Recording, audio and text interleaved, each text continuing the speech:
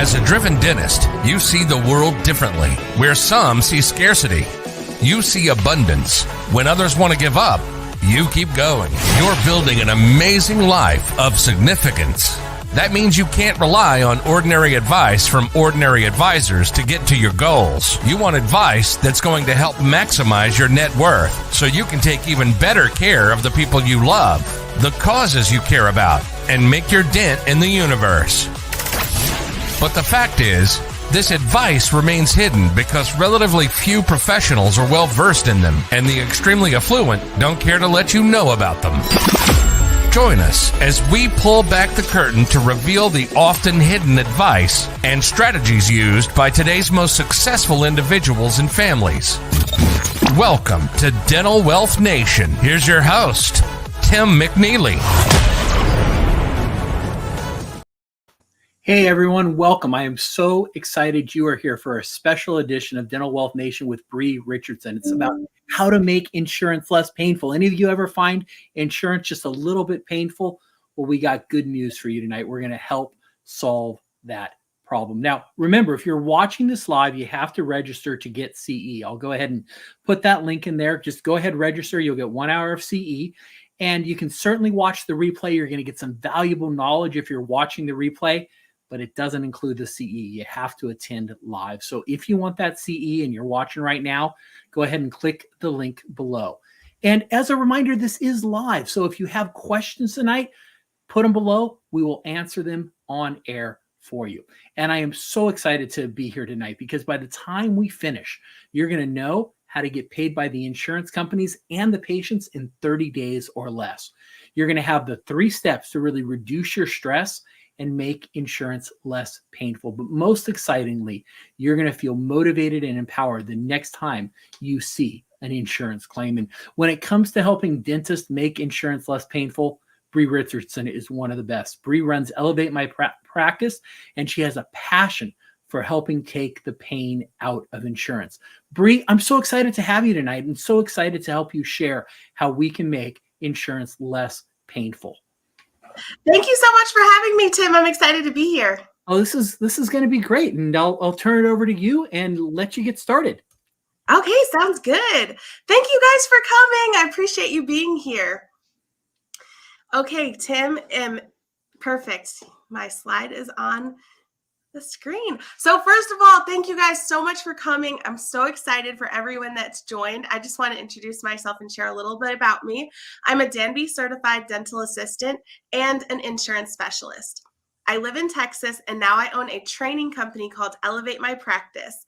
I've been in dentistry since 2009 and now I train teams across the country how to get paid in 30 days most of the time and how to make insurance less painful. So I know we probably have a mix of dental veterans and newbies on here. So I have a blend of content that is going to be applicable to all skill levels. Please note this presentation is in 2023 for the people that are watching this recorded. Insurance codes do change yearly and descriptions are subject to change as well. So keep that in mind as we jump in.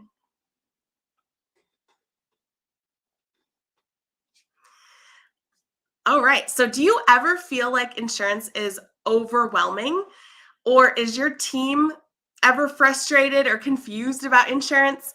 If you found yourself wanting to outsource insurance management, or maybe you do, but you still have a hefty AR, maybe your team is struggling to estimate copays, then this course is for you and you are in the right place.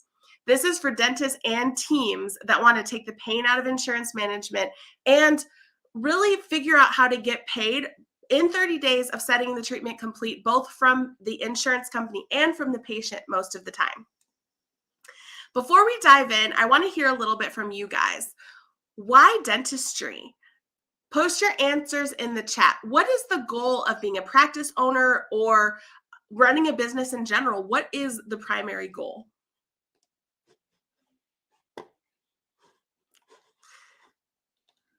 So common answers to that question are dentistry is fun. There's great hours. They want to help people. They want to create beautiful smiles. But I want to focus on the most important why for any business, and that's cash flow or making money. A healthy cash flow is the foundation that makes all of your other dreams possible. And how strong your foundation is determines how far you can elevate your practice. But somewhere along the lines, saying that collections or cash flow or making money part of your why, it kind of became a secret because it felt a little icky, like a used car salesman. And we can't say that in healthcare, can we? You can. So we need to take that stigma off, because if making money is not part of your why, then your foundation is going to fracture. With the nature of my job, I speak to dentists all the time. And when I ask them, what is your production or your collections numbers? They almost always know a ballpark answer that's fairly close. However, when I ask them, what is the total dollar amount of the money that you have tied up in outstanding claims? I have yet to find a dentist that really knows the answer. But I bet there's one on this webinar. If you accept assignment of benefit, whether you're in or out of network, I would wager that 50% or more of your yearly collections come directly from insurance company. So grab a piece of paper or take out your notes section on your phone and just jot down kind of a guess of what you think you have in outstanding claims that are over 30 days old. And then when you get back to the office, just run your insurance aging report over 30 and see where you're at. Then I would encourage you to have you or your team check every single claim over the next week. If there are secondary claims outstanding, that can be outstanding over 30, and that's pretty normal. And then there's always the occasional company that takes like 90 days to pay if they're really, really tiny, self-funded local companies. But generally, claims should be paying within 30 days, and sometimes there's reasons that they get stuck. The fastest way to bump up your collections next month is for you to handle all of those claims within the next 7 days on that over 30-day list. Outstanding insurance is the worst reason to have your money sitting on the receivable list for more than 30 days. There should be the fewest obstacles when it comes to collecting from insurance companies because they don't have the same obstacles that patients do. They don't have kids in college. They don't care what gas prices are doing today. Their mathematicians have done their work. The premiums are paid, and the money is in their account waiting to pay for your claims. That's what insurance is for. It should be easy, right? So why doesn't it feel easy? Instead, working with dental insurance can be painful for the majority of us. Insurance presents plenty of obstacles. The software is confusing. We don't know how to estimate copays correctly. You're guessing copays. You're not sure what's going to deny. You're relying on pre-Ds. It's hard to remember which codes need which attachments, and the insurance is never happy with our narratives. They want more information. Your appeal denies as a duplicate. The list goes on. There is one constant. It's a huge pain point for everyone in the office when insurance doesn't pay. But there is hope. There is light at the end of the tunnel, and there is a system to make this less painful. You can set yourself up for success, and you don't have to memorize the fine details, just the big steps with a guide to the fine details, which we're going to talk about. You don't have to memorize every code that you need to know the frequency for. You just have to remember to grab the sheet that guides you to the codes. So answer in the chat right now, can you trust your computer's estimates? When you put your treatment plan in or when you're checking a patient out, there's a number that the insurance spits out. It's highlighted on the screen. Can you trust that that number is accurate? And Bri, well, we're waiting for those to come in terms of people, responding to, why is insurance so painful? Steven says, because it doesn't pay for prevention. And so that's certainly a pain point. And then we've also got Lisa chiming in, and she says, right, denials for wanting more info. And if you want to address that. So yeah, we've got comments coming in, and people are asking good questions. Yes, absolutely, Lisa. Denials do come in for information that you've already sent. And then when you try to send it again, I'm sure you've had this experience that will deny as a duplicate. We're going to talk about that a little bit in a little bit of how to prevent it from denying as a duplicate. And I'll really quick say this. One thing that I've seen help the attachments that are already there that they don't see is to actually write that in the narrative, like say, please see attached x-rays. And I've had a lot less that deny for that, but it still does happen. And it doesn't pay for prevention. I mean, it kind of depends on what you're talking about. But you're right. There's a lot of things that doesn't pay for because insurance is a partial reimbursement for basic services. So how do we navigate knowing how to quote the different things that we want to present to patients? And we have to know, does insurance cover this or does it not? So I would encourage you to have a really customized insurance verification form and put everything you want to know on there so your team knows what to ask for. And it's not going, my insurance verification form isn't probably going to look like yours, but I can give you mine as a starting point and then you can customize it further. Okay, so we're going to jump back in. Can you imagine how freeing it would be if you could enter a treatment plan? And I know Lisa said, yes, hers does estimate correctly. I know Lisa personally, and she's fantastic and amazing. But you, Lisa, are not the norm. A lot of times the computer is set up kind of willy-nilly, and it's not really clear about what the copay estimates would be.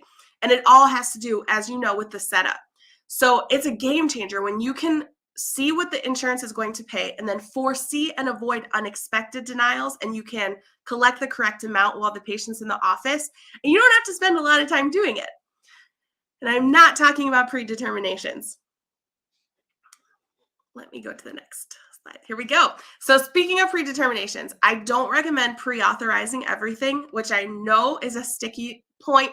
And some people love their predeterminations and they hold on to them for dear life. They don't want to let them go. So I want to encourage you, if that sounds like you today, you don't have to let them go tomorrow. But if you start to kind of make a list of the things and try to determine yourself, is this going to be covered? So when you send the predetermination, just check your accuracy as they come back in, and you might build your confidence, and I'm going to show you how. If you do an insurance verification properly and you know how to use it, you really don't need to rely on predeterminations because insurance companies, they have a set of rules. It's not just willy-nilly where they're going to not pay or pay, with the exception of if they say they're denying for dental necessity. But generally, that's usually not even the real denial. It's usually a lack of information that they're denying for. So pre-authorizations, they take a lot of time and they do increase your hard costs because it basically costs the same as a claim submission. Especially if you have one where you're paying per claim, and then your team members' time to submit the pre-D, enter the pre-D, submit the claim, it is a time, I don't want to say waster, but it is kind of a time waster, especially if it's being sent for like almost every patient. And it's not even a guarantee of payment, which is the worst part. I just had a client reach out to me like 2 weeks ago, and they were like, I don't know what to do. This pre-D approved, and now they're denying the claim. And they're saying, this bridge isn't stable enough because of the bone loss, and they're not going to pay for it. And unfortunately, there's not much you can do because the claim adjuster that did the actual claim disagreed with the person that did the pre-auth.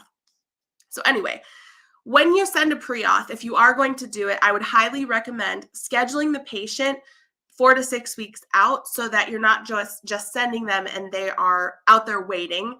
And everyone knows when you try to get a patient on the phone, it's very time consuming and a lot of times they don't answer. So if you send a pre-auth without pre-scheduling, your case acceptance rate is 60% lower conservatively. And if you think about the things that we pre-authorize, it's always the high dollar cases. So definitely pre-schedule them if you're going to send them. And also remember that some insurances do require pre-authorizations, but most of them, they just suggest it. So it's not actually a requirement in most cases. And also keep in mind the doctor decides what the patient needs, not the insurance company. The insurance company has all kinds of red tape restrictions that have nothing to do with actual necessity. So there's going to be a lot of situations where patients need treatment that insurance doesn't cover. But the good thing is I'm going to show you how to see that red tape coming and calculate the estimates accurately and avoid the unexpected denials because you'll know about them up front. So there's 3 major steps to how to make insurance less painful. We're going to dive right in. Excellent insurance verifications that are shared across the entire group number is step 1. And I'm going to expound on this in a minute, but this is seriously the key in accurately presenting treatment plans in and out of network. Step 2 is estimating accurate copays, which is because of the insurance verifications. And perfect claim preparation is step 3. And there's a bonus, and that is how to prepare the appeals in a way that they won't deny as a duplicate. So the insurance verifications, let's talk about that. This is how you're going to be able to spot the frequency limits and the red tape restrictions at a glance to foresee the denials. And you can zero out anything that's not going to pay before you even print the treatment plan. This is going to avoid unexpected balances and keep your money off of the receivables list. So insurance companies have hundreds of codes that they cover. But then every code has like 2 to 10 reasons why they won't cover that code. And I call that a red tape restriction. So the insurance verification, I recommend them being 1 page. Mine, this is a picture of mine. It's electronically editable, which means you don't have to print it out, but you can, and you can write on it. And if you want a copy of mine, email me, bri@elevatemypractice.com. I'm happy to share. So your insurance verification does not have to be identical to mine, but it should be easy to read and packed with details. Adjust it to your office's specialty and enter all of the details into your software. You can mostly get your insurance verifications from websites. It does take time compared to by phone, but there are still times that you'll have to call. I do find that websites, they are getting better about having more details consistently. Compared to the eligibility tools that are like 1 click, they do promise the world, but what I found is they're really good for eligibility, not so much for the level of details that you need to not use predeterminations. So use your software to its maximum capacity. Utilize every box that it has in the coverage table, in the payment table, the exceptions, whatever you would like to use the boxes, and then everything else, use the plan notes. So, sorry about my dog. So if you're not sure how to use your software to its maximum capacity, almost every software has free training. Give your software company a call and ask them, what's the best way I can use my software to estimate copays accurately? And these softwares are so robust, but they basically all have kind of the same thing. They have a coverage table, a payment table, and a note section, and some of them have a couple extra bells and whistles. When you're entering a policy, before you add a new plan, search for the group number because you might already have it. And match the entire group number before and after the dash because groups can negotiate and have multiple options. So for example, the state of West Virginia last year had Delta Dental as their insurance provider. They had a high option and a low option. In network, the high option had free cleanings and it had major coverage. But the low option, the patient had a 20% copay for cleanings and no major coverage. So when there was no major coverage, that means there's no write-offs for major. So the only difference in the 10-digit group number was 1 digit, and it was after the dash. So it's really vital that you're connecting the patient to the correct group number, even if the insurance card only shows the prefix. If you log in and there's like a longer group number, use that one. You definitely don't want to mix the groups. The really cool thing about this is when you have a new plan and this is already entered in your system the right way, the legwork is done. All you have to do is verify eligibility and remaining plan maximums because the work is done. So as you start to correct your systems, if they're not entered accurately now, I would put an asterisk by the group name so you can see which ones have been corrected and are entered correctly already. And then as you discover odd plan limitations, as you get EOBs in the mail or talk to reps or, there's different ways that you find weird things that just weren't on the breakdown, keep track of them in the notes because it's going to get more and more accurate and make your life easier in the long run for every single person attached to that group. So this is the note section this is Dentrix, but they all have one. So when your insurance coordinator gets a treatment plan and she can look at the codes on the treatment plan and look at these distilled down notes that she took from your insurance verification form. And she can really easily see if there's anything that's going to deny for a red tape restriction. Usually it's frequency or like a missing tooth clause or something like that. This is the most efficient way to, because it takes a long time to scroll through those big breakdowns. The other nice thing about this is it's connected to everyone in this group. So everyone, let's say, that works at a certain hospital that has the high or the low plan, you might have multiple patients that have this same plan. So you're not doing the work every time like you would be if you were only storing it in their document center. It's only stored for that one person if it's in their document center. So if you find a plan restriction when you're going through the treatment plan, you can zero it out before you ever print it. And then the patient knows exactly what they're paying for and they can plan for it and budget. So in this example, I want to point out the replacement rule is once every 5 years. So sometimes people need a new crown in 3 years, and it doesn't mean that they didn't need it. It just means that there's not going to be an insurance benefit for it. And you can spot that so fast when it's distilled down like this. So then you can also utilize the note section in your treatment plan itself, and you can notate that was when the crown was done. Then everyone in the office is kind of on the same page. So for example, if someone is checking the patient out at their hygiene visit and they present this treatment plan, and then they're zeroing out an insurance estimate for some reason, and then someone else checks them out when they have the crown done, they'll know exactly why it was zeroed out, and it kind of keeps everybody on the same track. Okay, so we're going to dive deeper into some red tape restrictions. So there's a lot of reasons that insurance won't cover covered codes. Waiting periods, missing tooth clauses. I want to hit this one for especially if you are more of a newbie in dentistry. A missing tooth clause is whenever you're doing a procedure that's replacing a tooth, like a partial or a bridge, if the tooth was extracted prior to the effective date of the policy and they have a missing tooth clause, then no benefits are available to replace that tooth. Now, there are some plans that will say they have a missing tooth clause, but it's only for 3 years from the effective date, etc. You can keep all of that information in your note section, but you would need to know this because if you're doing a bridge and they had a tooth extracted 25 years ago, you probably need to collect in full. Other red tape restrictions are how many SRPs or scaling and root planing quadrants that a patient can have in one visit. Some plans only allow you to have 2, but in certain situations, a hygienist has time and the patient has time and they want to do 4. So that's something you would need to know up front. Frequency limits for everything that you do pretty much has a frequency limitations. If crowns are paid on seat date or prep date is another red tape restriction. And then sometimes immediate dentures and partials have really tiny limits on how fast, like if you have a tooth extracted, it has to be impressed within 40 days of when the tooth was extracted for immediates.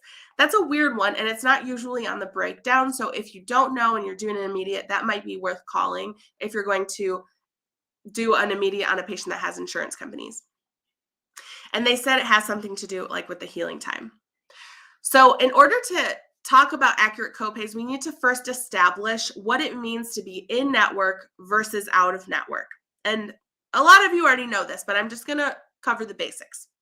So being in network means you contracted with an insurance company and you agreed to accept their fees or their fee schedule that they set instead of your office fees.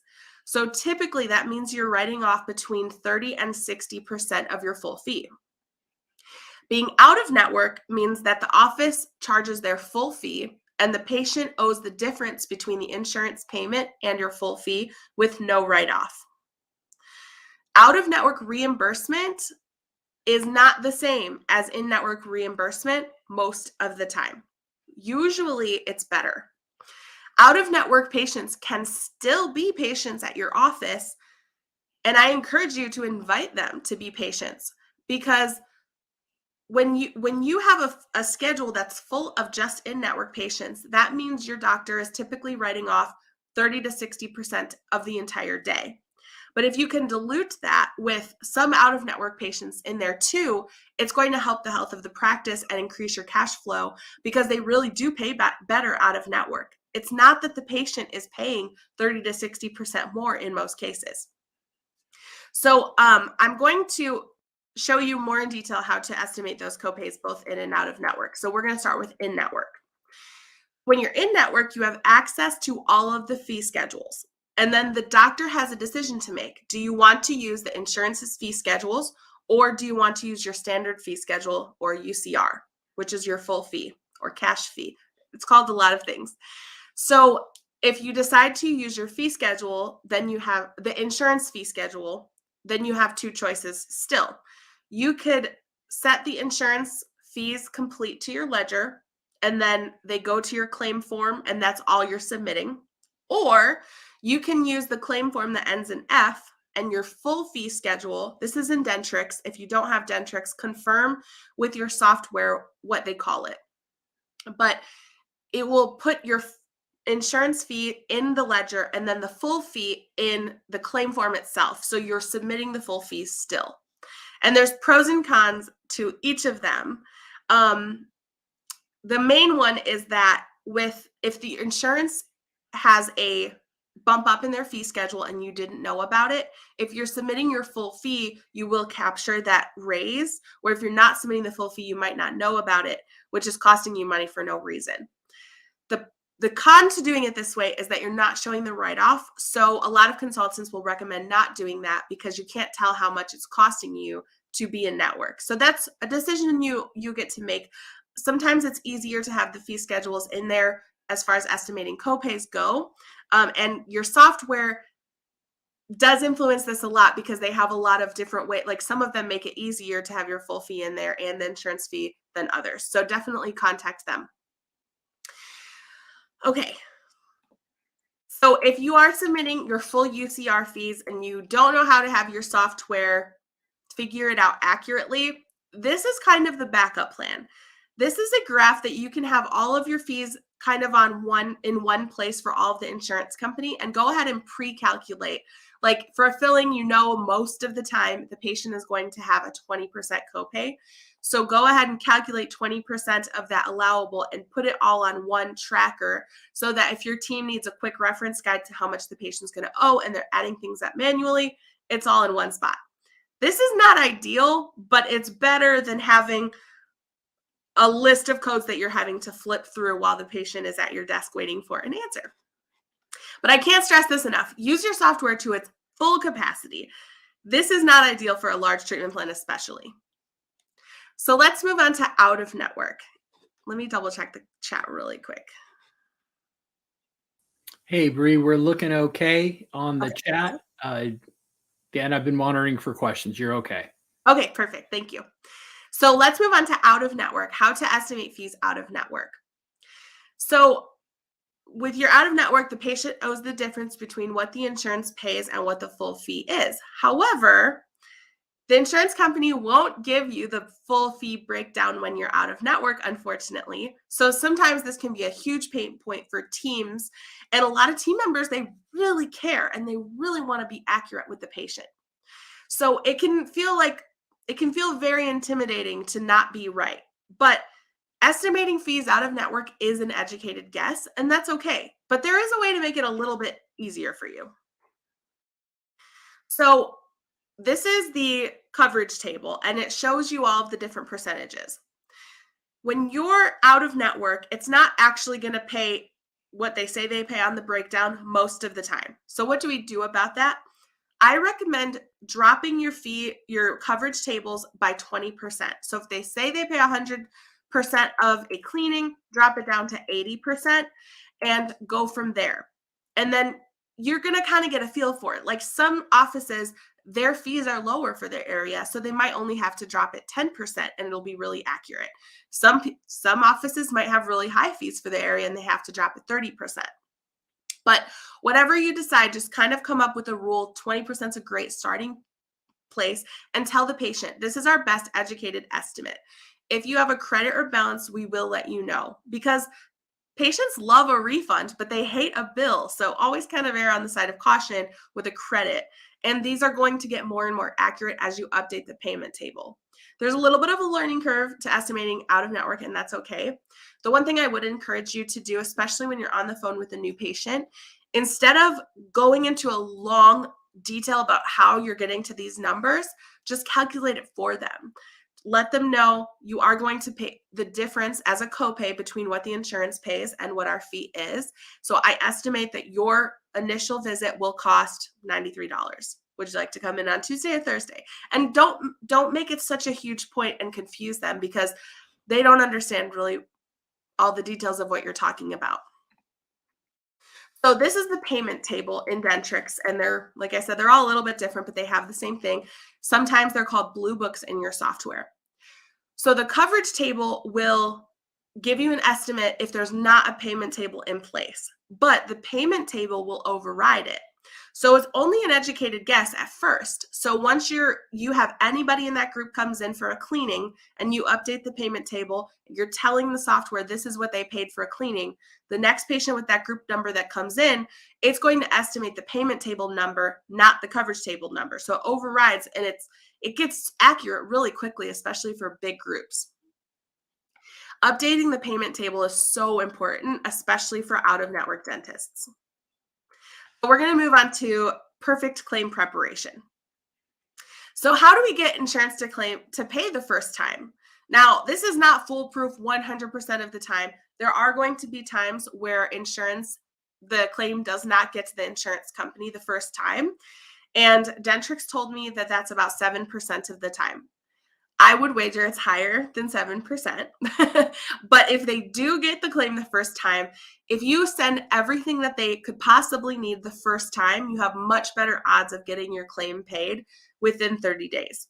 So send the narrative, send the x-rays, the intraoral photos, the specialist correspondence, the initial placement date if you're replacing something, the extraction date if it's a tooth replacement, perio charting. If they've ever needed it before, just go ahead and send it. I have a cheat sheet for commonly used codes for general practices and the attachments that they need to be sent with. If you want a copy, I'm happy to share it. Just send me an email. Again, that's bri@elevatemypractice.com. And like with everything else, add to it, make it yours, customize it, and put the codes on there that you use. Because the thing with insurance is there's a million tiny details for everything, and there's no way you're going to memorize all these details in 1 hour. And there's no way your team is going to memorize all of these details until they've done it a bunch of times. So this is really helpful when you have when you're training new people, or when someone's out and people need to fill in, to have a chart like this in a manual somewhere where they have a reference guide that they can refer back to. You definitely don't need to know them all by heart. They just need to know where it is. So when you're coding, enter the code that best describes the service that you're doing, not the code that is most likely to be covered by insurance. Because if it's not accurate, it's fraudulent. I'm going to say it again. If it's not accurate, it's fraudulent. So if you're taking 4 bite wings and 2 PAs, code that. 4 bite wings and 2 PAs. I know sometimes combinations like this will merge and convert to an FMX, and they're going to mess up their FMX frequency. So if this has happened to you, which it probably has, consider 7 bite wings instead, 7 vertical bite wings, which are the molars, the premolars, the canines, anteriors, and so on. You don't have to change the RIN holder with 7 bite wings. It's so much faster. Usually your x-ray software like Dexis will have like a preset already, so it'll just go through for you. And a lot of times, 7 bite wings can be beneficial because the angle is different than a PA, so the caries detection is much better.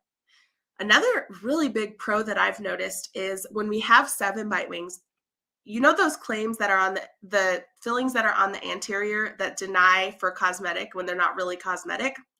Well, sometimes you can't really see the decay on a PA, but if you have a bite wing, you can prove, hey, this really was decay. And you can get those claims overturned so much easier. So some insurance companies pay for 7 bite wings the same as they pay for 4, like the same exact fee, but some of them even big companies, some of them literally pay double. So it's kind of a win-win all around. So I want to quickly just touch base on a code that needs weird attachments sometimes. So bridge claims. Sometimes insurance companies will deny a bridge if the patient has bone loss because they feel that the bridge is not going to last long enough to justify insurance benefits. And the doctor might disagree with that. They might say they have a lot of bone loss, but these teeth are rock solid, but the insurance doesn't care. So this is the one situation where I do think a pre-D is justified if there's quite a bit of bone loss, especially if there is a anterior bridge, but still it's not a guarantee of payment. And I would let the patient know that there is still a chance that this could get denied, even though we're going to do everything in our power to get it paid. The other thing about it is if they have active periodontal disease and it hasn't been treated before you do the bridge, your likelihood of battling that claim that has a lot of bone loss, if they deny it goes way down. So definitely make sure you're perio charting before you do a bridge, and you can send that in with the bridge claim the first time if you see bone loss and just kind of nip that in the bud and not have to fight a denial. It's very rare that I have a denial that I can't overturn, but there are two claims that stick out in my mind that I fought for months, and I tried to get them denied and I couldn't. They were both bridge claims with bone loss, and we didn't have periodontal charting on them.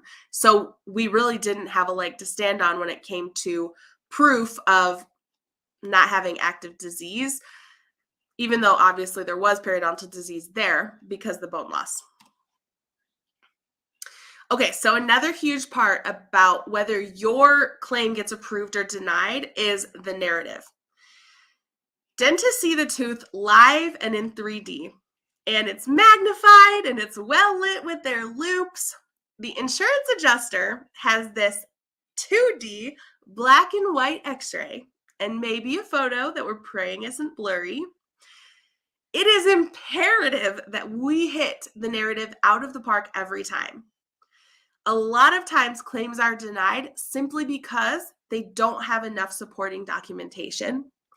And also, I believe I heard Dr. Grobmeyer say that 75% of, maybe it was Dr. Campbell, 75% of claims that are denied don't get appealed, which I thought that was interesting. But if you hit the narrative out of the park, your denials are going to go down.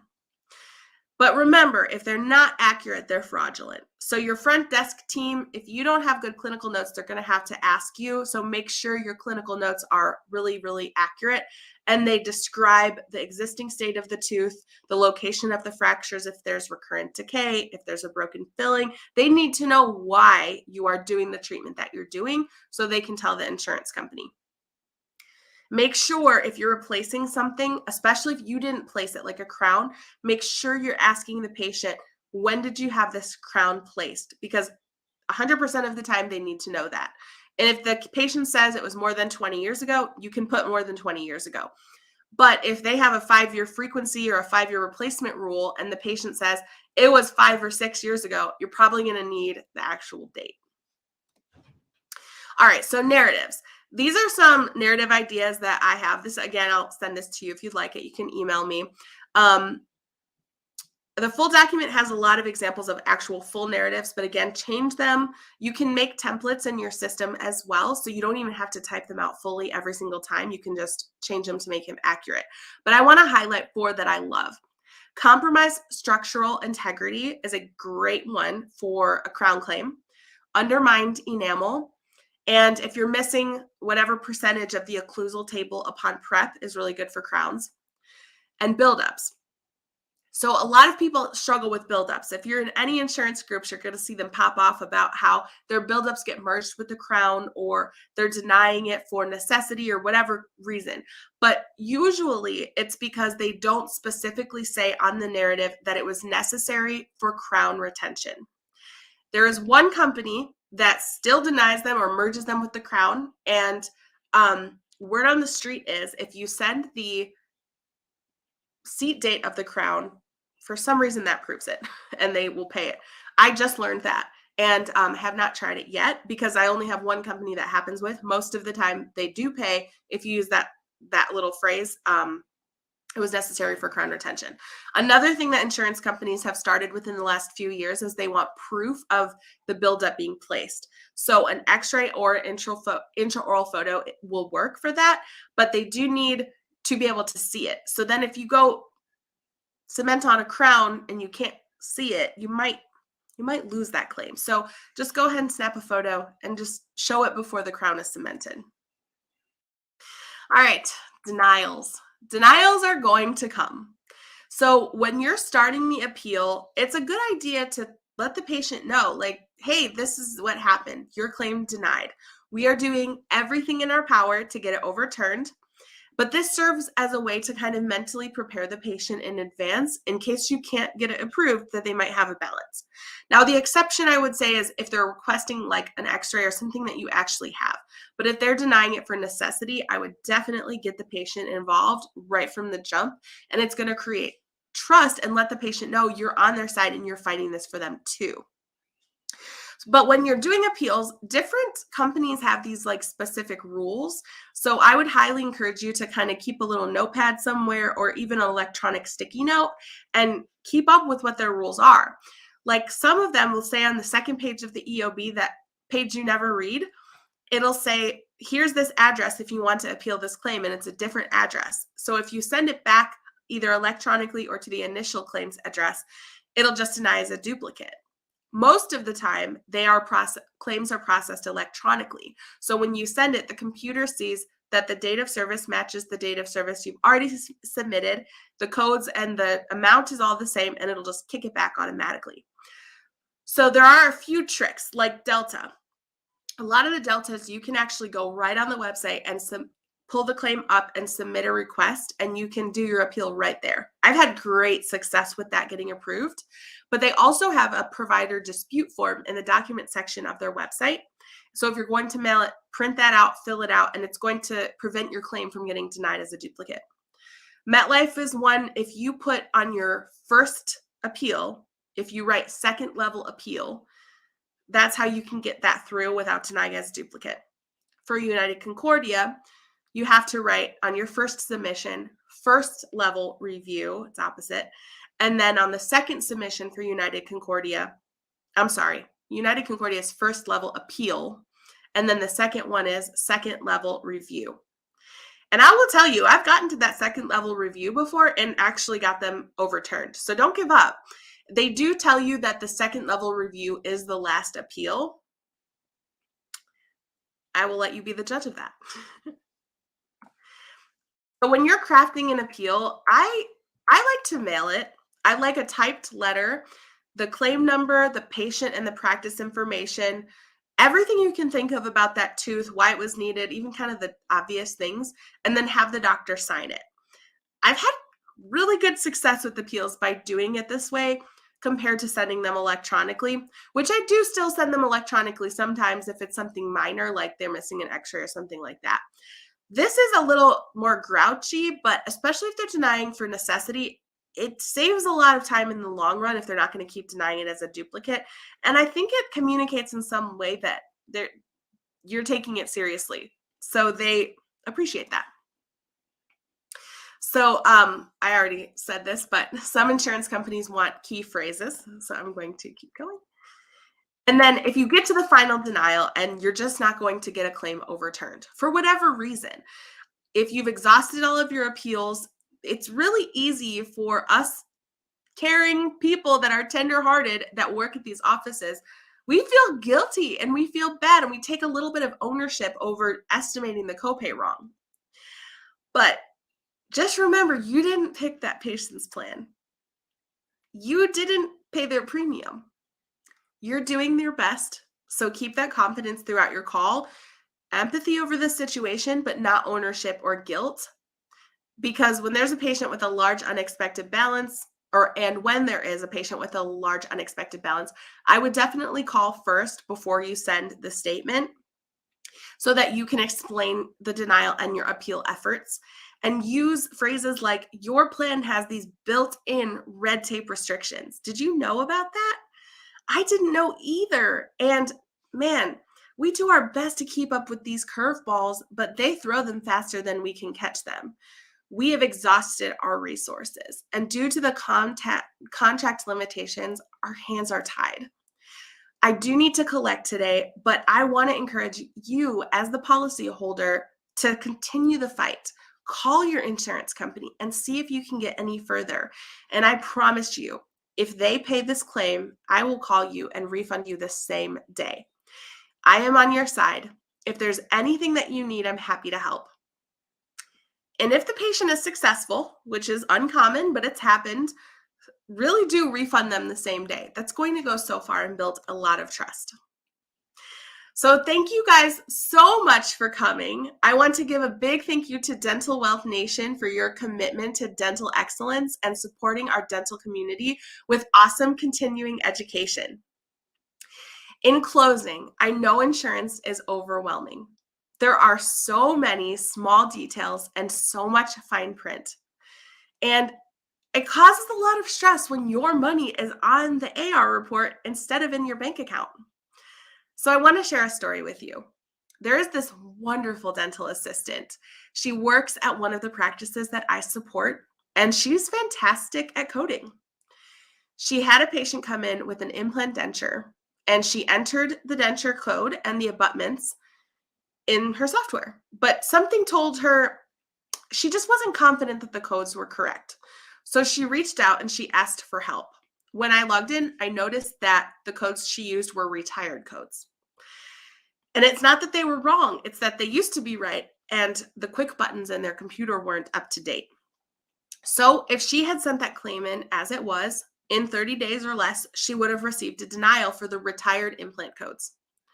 And she might have even received a partial payment for the abutment codes, which weren't retired.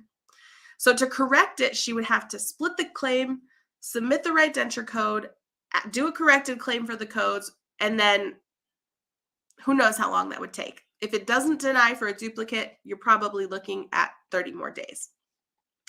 The bottom line is nothing got denied. The $6,000 claim was paid in full within 30 days, both from the patient and the insurance company, because she took 25 seconds and asked for help. Our greatest resource is each other. If you need help, I'm here for you. Scan my QR code, save my contact card, and reach out to me if you need a hand. Thank you so much for attending my course. Thank you, Tim McNeely. Thank you, Dental Wealth Nation. And I appreciate you spending time with me tonight. Bye. Wow, Bri, that was absolutely excellent. Thank you for sharing so generously and helping us make insurance just a little less painful. And thank you for showing us it can be done. And we've got people jumping in. Awesome information, Bri. Thank you. And I would just want to ask the audience, any questions that you have? We'll stick around for a couple minutes if you want to ask Bri, or you want to maybe go into a problem you're facing, or you have questions on something, let us know. So Stephen says, thank you. He tuned back in and was here. So yeah, let us know your questions. I would encourage you, reach out to Bri. She's such a great resource. This is who we want to bring you so that you can really thrive in your dental practice, so you can focus on doing what you love, which is the dentistry. Probably not submitting insurance claims. We want to help make this easy for you. So go ahead, post your questions below. So, all right, Stephen Edwards here, and I'm not sure there's an answer to this one, but we'll ask it anyway, right?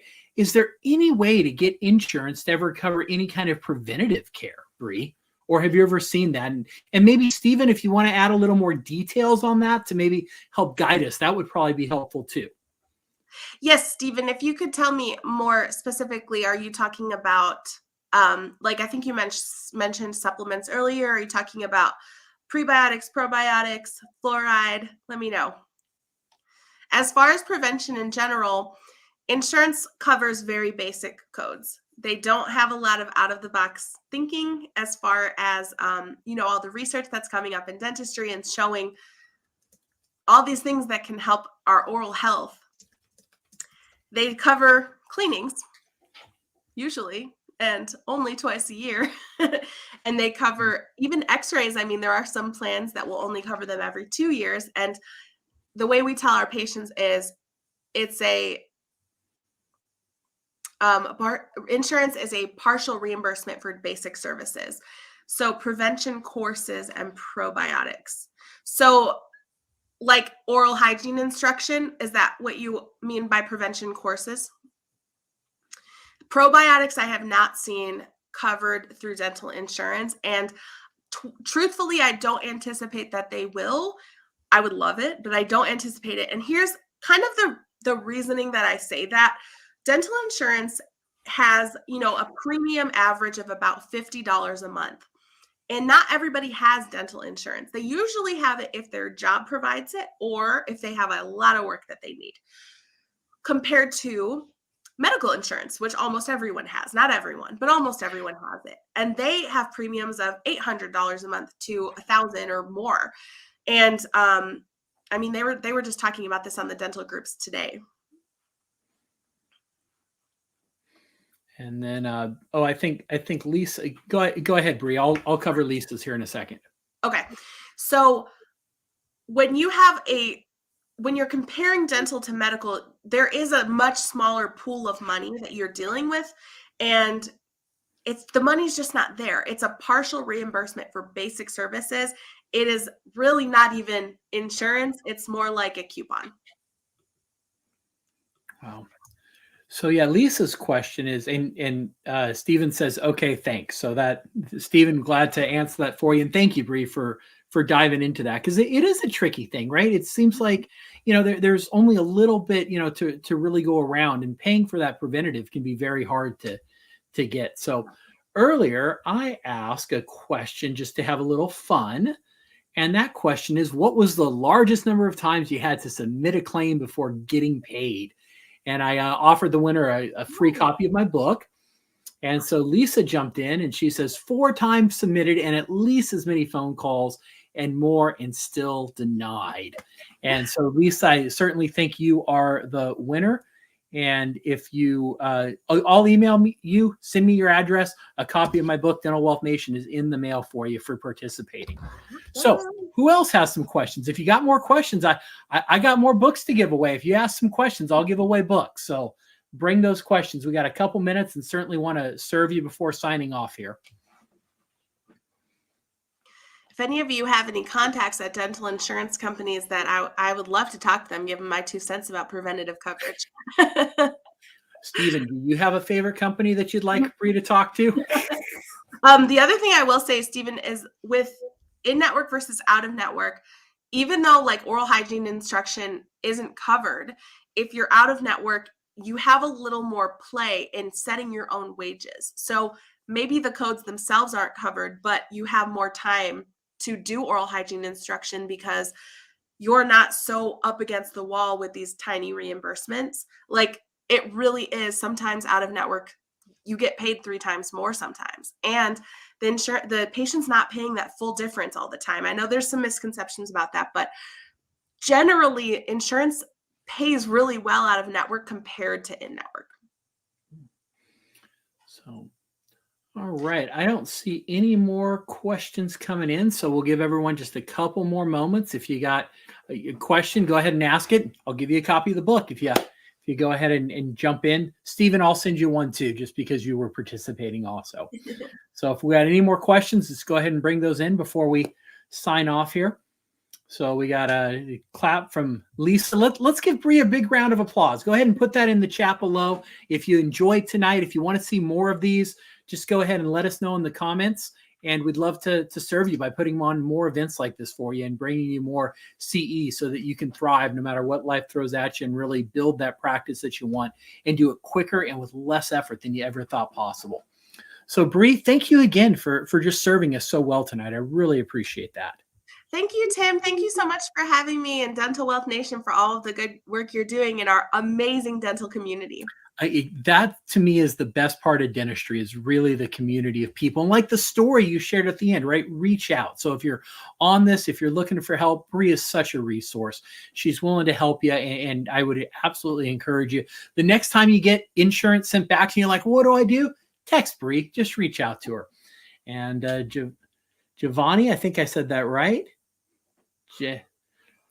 So informative. Good job. Hey, thank you for attending. And yeah, But before we sign off, any closing thoughts for us, Bri? I just want to encourage you to not be intimidated by insurance companies. If you're confused about something, reach out for help. If your team needs help and they're stressed, it doesn't have to be this way. And there is a system, I promise you. Excellent. And then can we follow you on Facebook, or is your website the best way to get a hold of you? Is it that QR code? Absolutely. So my Facebook is Bri Richardson and Dental Insurance SOS. My email address, reach out anytime, bri@elevatemypractice.com. Excellent. Well, hey, thank you everyone for attending. Bri, thank you. And we will get you all the CEs if you attended. If you were there, we'll get that for you. Once again, if you're on the replay, you get the great information, but not the CE. You got to tune in live for that. And until next time, we'll see you again here soon on Dental Wealth Nation. So thank you so much, Bri. Thank you, Tim. Bye, everyone. You've been listening to Dental Wealth Nation. We hope you've gotten some useful and practical information from the show. Join us next time as we pull back the curtain to reveal the often hidden advice and strategies used by today's most successful individuals and families, and help maximize your net worth so you can take even better care of the people you love. Till next time, make sure to hit the website at dentalwealthnation.com.